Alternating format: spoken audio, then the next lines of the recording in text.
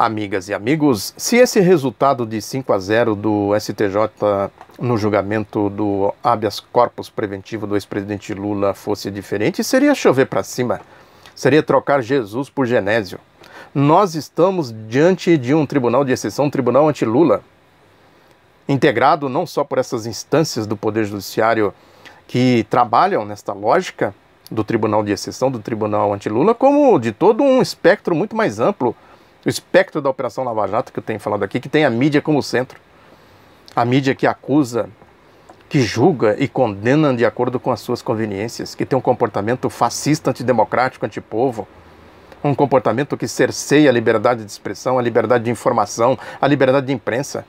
Um comportamento de cartel mafioso, para resumir a história. Inaceitável num regime minimamente democrático. Seria, portanto, acreditar que o Tribunal Freisler da Alemanha nazista pudesse ter tido ou julgado alguma coisa que contrariasse a lógica do regime do Adolf Hitler, do regime nazista. Seria acreditar que os inquéritos policiais militares do regime de 1964, dos latrocidas, os IPMs, pudessem ter elucidado alguma coisa que livrasse aquelas pessoas que foram trucidadas nos doicodes, nos dopes da vida, torturadas, moídas, assassinadas, desaparecidas.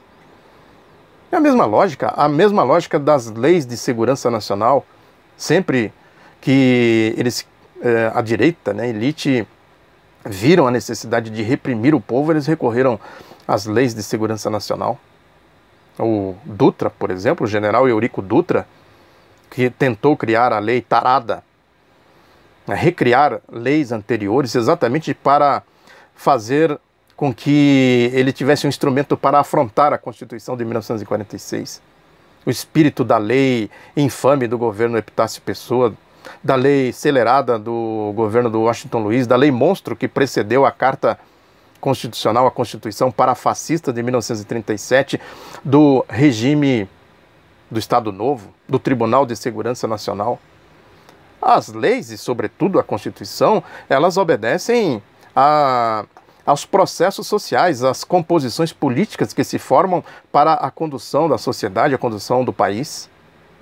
Tanto que as nossas duas constituições com espírito democrático, a de 1946 e a de 1988, foram elaboradas num processo de ascensão da democracia de massas, da ascensão do povo, da reentrada do povo na cena política, na dinâmica política do país. Já falei disso aqui em outras ocasiões. A Constituição de 1946, logo depois do fim da ditadura do Estado Novo, ou no processo de desaparecimento da ditadura do Estado Novo. A Constituição de 1988, logo depois do fim da ditadura militar de 1964. Agora, são constituições com este espírito popular, espírito democrático, que não se coadunam com os interesses da direita, da elite. E aí eles precisam recorrer a esse espírito das leis de segurança nacional para exatamente afrontar a Constituição. Como fez o Dutra, que tentou com a lei tarada, que ele fez todo tipo de ataques à Constituição de 46. Pisoteou, rasgou, ignorou. Na Constituição de 1988 a mesma coisa. Logo depois da sua promulgação, já começou a campanha contra a Constituição de 88. Em 1989, na campanha eleitoral, eles fizeram de tudo para eleger o projeto neoliberal, um candidato que tivesse uma pregação aceitável ou engolível, melhor dizendo, que fizesse exatamente essa pregação contra a Constituição, contra os capítulos democráticos, sociais, as garantias sociais da Constituição, as garantias democráticas. Fizeram ali todo um processo que criaram a figura, no caso o ex-presidente Fernando Collor de Mello, que expressasse exatamente isso. A ideia do projeto neoliberal antipovo, antinação, antidemocracia, com linguajar de modernidade, etc. Depois acharam um mais cínico ainda, que foi o Fernando Henrique Cardoso, que conseguiu governar por 8 anos, pisoteando a Constituição. Fez de tudo para mutilar, para rasgar a Constituição. Para acabar com a era Vargas, como ele dizia, acabar com a CLT, acabar com os capítulos sociais, das garantias democráticas, acabar com o patrimônio público, a privataria, acabar com a soberania nacional. A lógica do projeto neoliberal, tem também falado muito disso aqui. Aí veio o ciclo de governos democráticos e progressistas dos ex-presidentes Lula e Dilma, que pôs as coisas mais ou menos em conformidade, aplicando a Constituição. E eles precisavam, evidentemente, recuperar aquela lógica do Collor, aquela lógica do Fernando Henrique Cardoso, e eles acharam isso com a criação desse tribunal de exceção, baseado na lei no espírito das leis de segurança nacional, que é a Operação Lava Jato. Portanto, essa decisão do STJ ela está inserida exatamente nisso, como estava a decisão do TRF4 dos Três Patetas.